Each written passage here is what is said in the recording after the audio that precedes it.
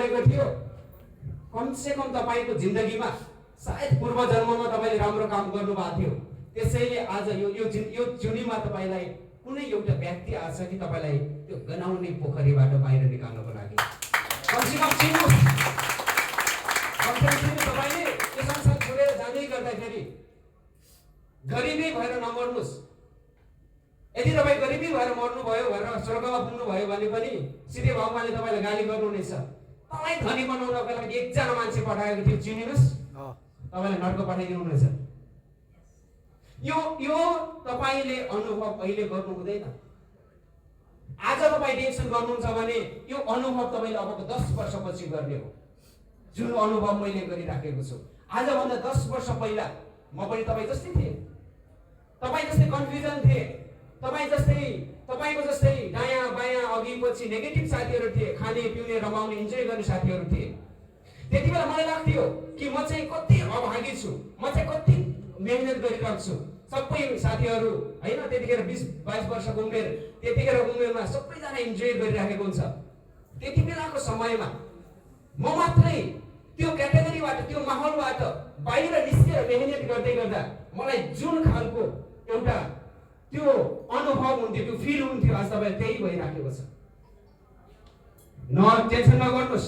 आज तपाईलाई मैले बोल्दै गर्दा लाग्न सक्छ मैले चाहिँ केही बनावटी कुराकानी गरेँ। आजभन्दा 10 वर्ष पहिला पनि मलाई त्यस्तै लाग्थ्यो। म पनि कुनै हलमा जहाँ गएको थिएँ, कुनै मिटिङ एटेन्ड गरेको थिएँ, त्यहाँनिर लखौ कमाउने कुराकानी गर्दाखेरि, त्यहाँनिर ठुल्ठुलो कुराकानी गर्दाखेरि मलाई पनि विश्वास लाग्ने थिएन। तर आज त विश्वास लाग्यो नि। त्यो समयमा जो व्यक्तिले विश्वास गरेन आज पनि 1200 स्यालेरीमा भाडा माग्दैछ। आज पनि 1000 दिरामको स्यालेरीमा पोच्चा लगाउँदैछ। जसले यही हलमा आएर यो अवस्थालाई उनले बकवास सम्झेको थियो। निर्णय तपाईँको।